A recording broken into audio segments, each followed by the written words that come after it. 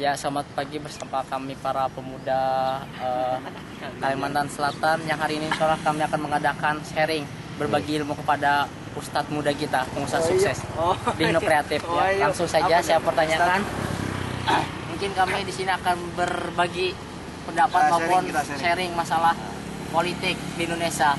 Seperti beberapa bulan yang lalu setelah Republik Indonesia mengadakan pesta demokrasi, yaitu Pilpres yang akhir ini dimenangkan oleh Joko Widodo. Ya, saya akan menanyakan kepada saudara Ustadz muda kita di Indo Kreatif, bagaimana pendapat beliau tentang presiden terpilih ini, apakah dia dapat dipercaya maupun bisa mengembangkan pengelolaan negara kita Indonesia. Ya, gimana pendapatan Ustadz? Ya, terima kasih. Perkenalkan dulu, nama saya Dikno. Jadi saya kuliah masih dalam jurusan S1, kuliah di Ekonomi Islam Universitas Banjarbaru. Berbicara mengenai Jokowi, ya, alhamdulillah ya, selamat untuk Bapak Jokowi yang sudah terpilih sebagai Presiden RI kita. Dan insya Allah semoga kita juga doakan, kita juga doa bersama-sama, semoga Presiden Jokowi ini kita bisa membangun Indonesia menjadi yang lebih baik, bersyariah dan lebih berislami. Walaupun banyak dari kalangan masyarakat yang menganggap banyak koalisi dari Jokowi itu tidak mendekati suasana Islami. Itu pun mengenai Jokowi sekarang ya, dan berbicara mengenai sengketa yang baru-baru saja hangat-hangatnya kita dengar, sengketa Pilpres ya. Sengketa Pilpres yang katanya juga Bapak Jokowi melakukan kecurangan yang digugat oleh Bapak Prabowo. Itu tidak menjadi masalah ya. Di antara mereka berdua mungkin ada kekurangan dari Jokowi, juga ada kelebihan dari Jokowi. Adapun juga Prabowo memiliki kekurangan dan juga kelebihan, dan masing-masing presiden juga memiliki kelemahan dalam memimpin Indonesia ini. Walaupun Prabowo juga akhirnya juga memenangkan, itu sudah hukum alam ya, ketika seseorang bertanding, ketika ada dua orang yang sama-sama bertanding dan ada yang kalah dan ada yang menang, pasti yang kalah dia merasa ia merasa dirugikan, dan dia sudah mengeluarkan modal yang sangat besar. Bayangkan saja ketika pemilu saja sudah mengeluarkan biaya 16 triliun, belum kampanye. Itu masih berupa pemilu yang hanya pencoblosan, yang hanya kita mengadakan tenda-tenda di sekitar daerah. Itu sudah menghabiskan dana 16 triliun. Itu sumbernya saya dapatkan dari internet. Pak, saya potong lupa, yang saya pertanyakan tadi masalah kedepannya, bukan masalah dana maupun pengelolaan. Ini menyudutkan salah wawancara. Gimana, Pak? Bukan masalah yang terjadi ya Jokowi, apakah bisa mengelola negara kita dengan baik atau cuma atas namanya untuk mengambil kekuasaan untuk negara ya. Alhamdulillah. Kita juga sebagai umat Islam ya. Kita sebagai umat Islam jangan memandang segala sesuatu itu harus dengan kacamata Islam ya. Karena kita sebagai umat Islam yang taat kepada Allah dan memandang segala sesuatu dengan point of view kita adalah Islam, maka oleh sebab itu saya memandang dari sudut Islam bagaimana kepemimpinan Jokowi dalam untuk masa depan, bagaimana kepemimpinan Jokowi untuk kabinet 5 tahun ke depan. Nah, yang ingin saya berpendapat ya bahwasanya ketika umat Muslim dan kebanyakan kita melihat dari koalisi partai yang lebih berkoalisi kepada Jokowi, kebanyakan dari mereka adalah partai-partai yang nasionalismenya kental ya, seperti Nasdem, PDIP, yang mereka itu memang ingin rasa nasionalisme pada diri mereka itu ingin memajukan bangsa Indonesia itu memang kental ya. Artinya mereka ingin memajukan Indonesia di luar dari Islam. Artinya mereka ingin maju Indonesia maju, seperti halnya Amerika, Cina, Jepang dan lain-lain yang mereka sama sekali tidak bernuansa Islami. Sedangkan kita sebagai umat Muslim ya, sudut pandang kita adalah Islam. Oleh sebab itu kita lihat dari sudut pandang Islami Jokowi. Menurut saya dari sudut ekonomi Indonesia, insya Allah kalau saya melihat Jokowi akan memajukan kesejahteraan ekonomi di Indonesia. Karena latar belakang Jokowi juga banyak pengusaha-pengusaha sukses yang memilih Jokowi. Kenapa? Karena Jokowi dia orangnya karena Jokowi orang yang suka simpel, sederhana, namun dia mempunyai visi dan misi yang menurut saya juga luar biasa.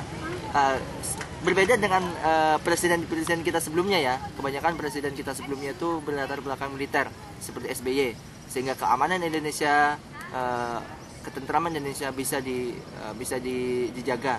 Sedangkan dari sudut ekonomi masih agak kurang. dan semoga kita doakan saja ekonomi Indonesia maju dengan Jokowi. Nah, adapun dengan kemiliteran dan dengan agama di Indonesia, mungkin kalau agama di Indonesia akan berkurang ya, karena Jokowi ini walaupun dia beragama Islam, namun dia itu banyak beragama Islam, namun banyak pendukung-pendukungnya itu yang jauh dari suasana Islam, dari nuansa Islami. Jadi menurut saya Indonesia akan maju, tapi tidak dengan Islam. Insya Allah 5 tahun ke depan Indonesia juga akan maju, ya, namun tidak berbau Islam. Ya, cukup Pak. Terus kan masalah isu-isu yang beredar, kenapa para pengusaha-pengusaha di Indonesia ini sama keturunan Tiongkok, Cina lebih domain memilih Jokowi ditimbang Prabowo. Tapi seperti isu-isu yang beredar yang saya dengar bahwa mereka pengusaha-pengusaha Indonesia dia milih Jokowi karena ketika Jokowi nanti terpilih, maka anggaran maupun pajak dari perusahaan tersebut tidak akan tinggi Pak biayanya. Sedangkan jika Prabowo naik, kan setiap perusahaan wajib membayar pajak ke negara yang 2 kali lipat untuk pengolahan negara. Apakah itu isu-isu yang benar Pak?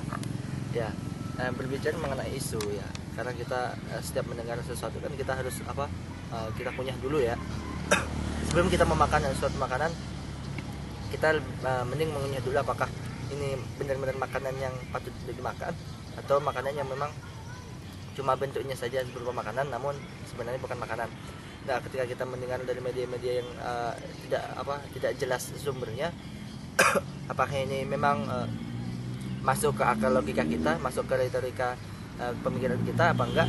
Nah, maka kita perlu mencari sumber dari berita tersebut mengenai isu bahwasanya Jokowi lebih menyejahterakan para pengusaha ya, lebih simpelnya, dan Prabowo mungkin akan menyulitkan para pengusaha. Enggak menyulitkan, Baibat itu cuma minta bantuan tapi mensejahterakan dengan cara menarik pajak perusahaan 2 kali lipat Pak.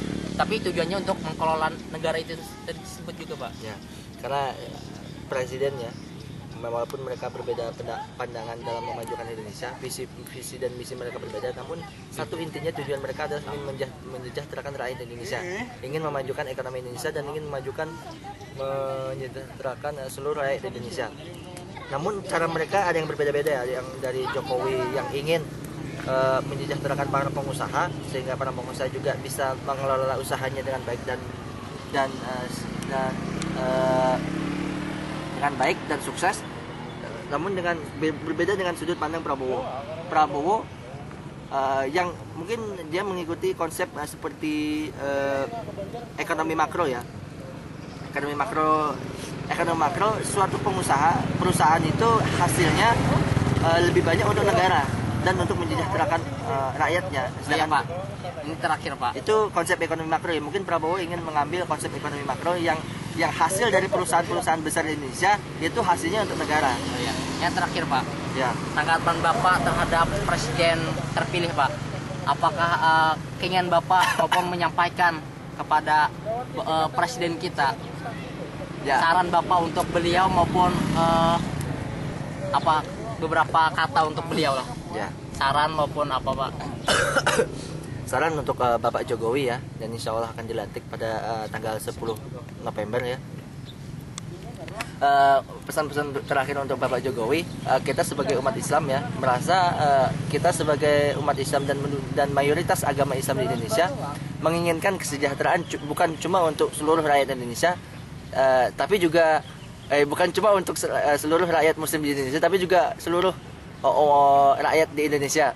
Artinya ketika Bapak Jokowi ingin menyejahterakan, walaupun itu tidak dengan konsep Islami, apa yuk? Bingung aku dah. Gagal. Ya. Bagus sudah ini. Ya mungkin linknya menyedikit terakhir.